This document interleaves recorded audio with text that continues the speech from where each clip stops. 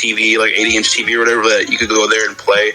And they had TVs all over the walls to test out new games and stuff, and then there are other products like the Surface and stuff like that. But I don't think they ever had any type of like IT or repair stations like that. Yeah.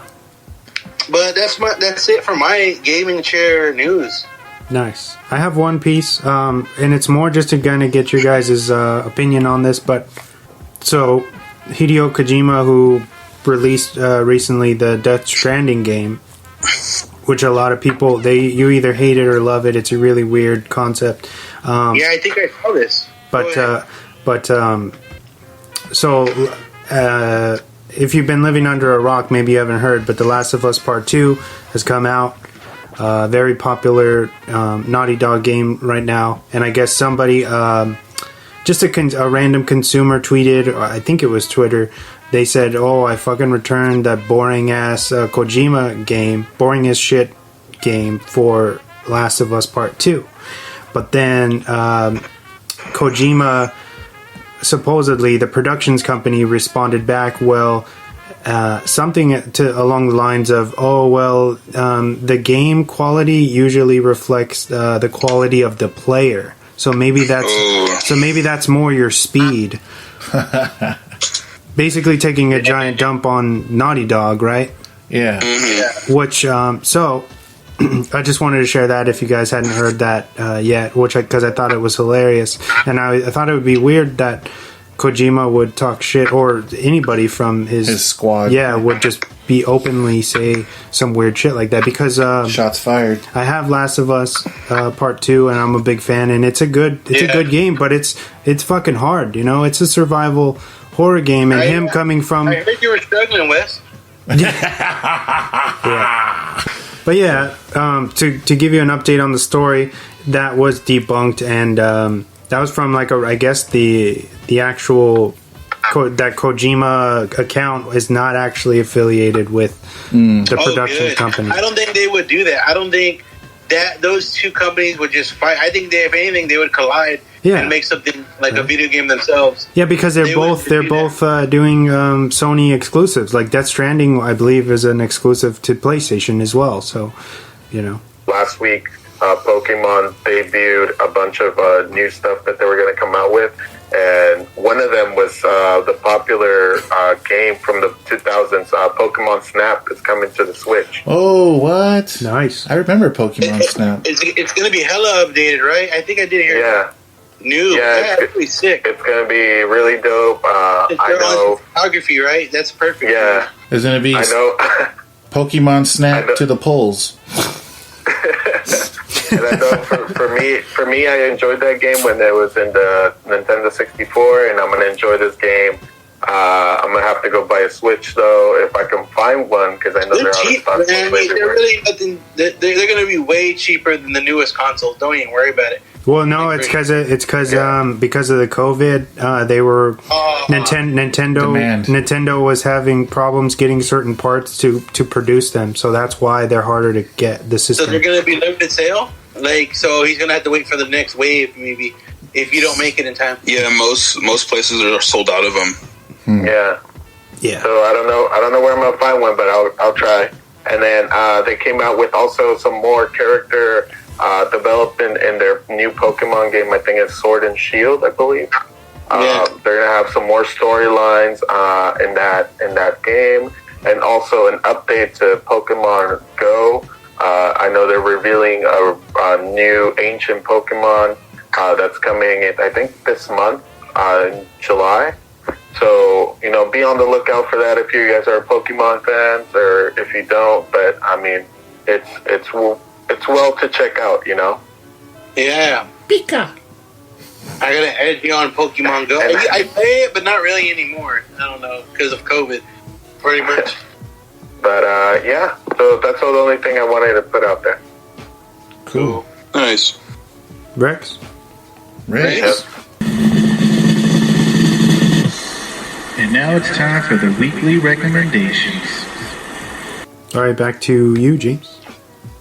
All right. So I have, let's see here. I have two. One is I just watched it this Sunday. Talked to you a little bit about it, Wes. Just watched Knives Out for the first time. Nice. So I think I watched it this Sunday, or this past Sunday. So that was a pretty good movie. It was really fun. I was trying to figure out who, or in the beginning, trying to figure out who had done it, but I don't want to spoil anything by talking about it. But it was pretty good. Definitely check it out. It's a huge cast. I just watched that too. I watched it recently with Onarres. He introduced me to that, and I thought it was really good as well. Yeah. Very good. I really liked Chris Evans in this. He's kind of like cocky, trust fun, like baby Lucas type of person Lee. that he was. You talking about Knives Out? Sorry, Yeah, Knives Out. I already caught on though. Jamie Lee Curtis, and I mean the whole cast was amazing.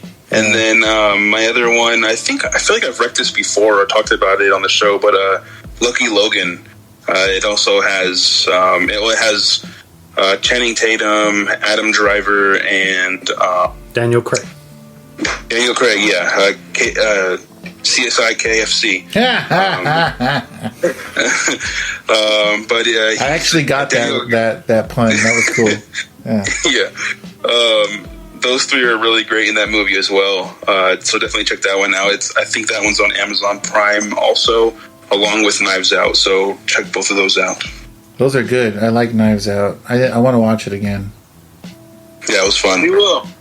Especially because that was my second time watching it. It has good replay value. Oh yeah, definitely. I'm glad I'm not paying for Prime to watch that. So. Me too. And that's it. Those are my two. Nice. Next. Who's next?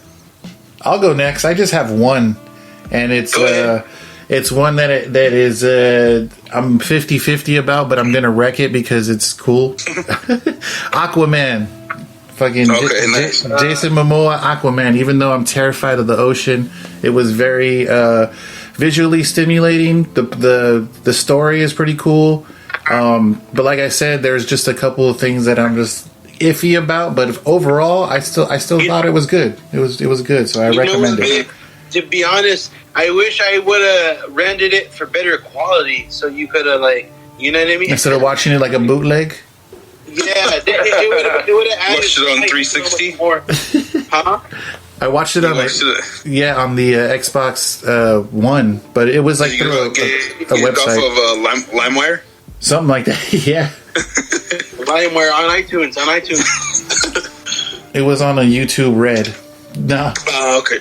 No, but I still wreck it, dude. It was pretty good, and there was a couple cool parts in there. And I'm a fan of Nicole Kidman, and Jason Momoa was pretty good. So, and Willem Dafoe is really cool in it too. So, he's a really cool character. Aquaman, check that out if you haven't already. I'm kind of late. Vic, you didn't talk about the parts that you didn't like, but you also liked. the parts where I like Black Manta. I thought Black Manta was really cool, but I felt like his overly dramatic minions were dragging the movie on. Every time they entered the scene, it was just risers the whole time, and they all moved in slow motion to the camera. So I was like, man, this is like the 5th time that I saw this, but it's cool. Aquaman, long story short. That's it, just one. Anyone ready to go next? You want to go? If you want to go. I have one rec, and I think that's probably the next one I think Vic should watch in my list is called Ready Player One. Oh yeah. We are doing a game. That's a nice one. Yeah. Oh, well, perfect. 2 become 1. Ready Player One. Ready Player One. This movie's awesome. It has so many throwbacks and a cool story in general. I wish I read the book for it. I think I've talked about this in past podcasts, but it sounds like it would be better as a book that I could read too. That's a Steven Spielberg, right? Yeah. Okay. Yeah. I'll have to check that one out. That's my only rec, but yeah, dude, really good movie, and we'll watch that next. Cool. Hey. I guess I'll go. So I have 3 I had some downtime this week, so it was good. The first one it's Ferrari versus Ford, or Ford versus Ferrari. Yeah. Dude, what a fucking amazing movie. Christian Bale and Matt Damon in this are so good. Is that where they're like race in the 70s for like F1 Formula like 1 racers? 60s, 70s.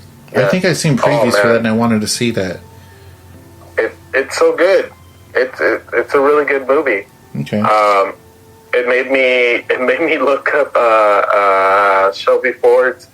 It made me look up. Actually, was just flicking through the TV the other day, and they were talking about Shelby America.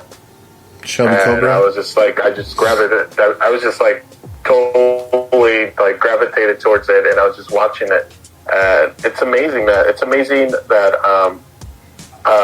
you know, these two automotive companies like went to war back in the day, like figuratively, you know. And great movie, great performance by Matt Damon and Christian Bale. They're wonderful. Another two are two Adam Sandlers. I've been watching a lot of Adam Sandler stuff, especially his latest thing. So one of them is the Meyerowitz story. It's a Netflix exclusive. What is it called? It starts Meyerowitz. The Meyerowitz story? The Meyerowitz story. Yeah. It's on Netflix. It's really good, man. It's with Ben Stiller. I forgot with Adam Driver's in there too. Shit, I'm forgetting somebody. The Hulk. I forget his name. Eric Bana? The original one. Lou Ferrigno? Lou Ferrigno. No. Edward Norton. No. So there's Adam Sandler, Ben Stiller, Dustin Hoffman? Mark Ruffalo. Yeah, Dustin Hoffman. Adam Driver? Yeah, Adam Driver. Dude, that movie is so good. I stayed glued. It was a good movie, and especially because it talks about art and being in an art family. It's such a such a good dynamic, and I loved it. And then another one, it's Murder Mysteries. It's again, it's an Adam Sandler movie. It's just so fun. I mean, this is just a Happy Madison like movie that takes me back to like where, like I want to say like kind of like a Big Daddy almost, like Little Nicky kind of thing. It's so obviously stupid but funny. Which one? They make you feel like at home, but it's still ridiculously. Which one is? By the, it's called Murder Mystery. Murder Mystery. Oh, with Jennifer Aniston? Jennifer Aniston. Yeah. It's a good one. Yeah, that one's pretty funny. I was actually surprised how entertaining that was. Yeah. Yeah, right? Same. I was like, oh man, this is actually pretty good. It's going back to like the Mr. Deeds like era where he was still like pretty like fun, you know? Mm-hmm. Yeah. Is it more cheeky, like comedy stuff? Yeah, it's kind of like Knives Out, but less effective. Like, yeah, because that name for the movie is kind of generic. It's just basically what it is a murder mystery. They're making fun of the genre. Oh, okay, so it's kind of self-aware a little bit. Meta makes sense. Kind of cheeky. Yeah, go check those out. Nice. Nice, man. Yeah. So that's it. Wesley, bring it on home. All right, I got just one for this week. I rewatched Kevin Smith's Mallrats. Oh, nice. From 95. For anybody who hasn't seen it, it's about T.S. and Brody. They're best friends. They get dumped by their girlfriends, and they embark on an adventure at their local mall and get into some shenanigans. Quick side note about Kevin Smith stuff. We were supposed to go to Mubi on Sunday. Yeah, but the restaurant pop-up currently in L.A., but the prices are kind of steep. Because we live in San Diego, so we need to, you obviously got to get up there, and everything's pre-planned, and they have cool merch and stuff, but they make you pick everything. Like, it's like they're really trying to rush you in and out, and I completely understand because of the COVID thing, but also it's kind of like it kind of turned us off to the idea.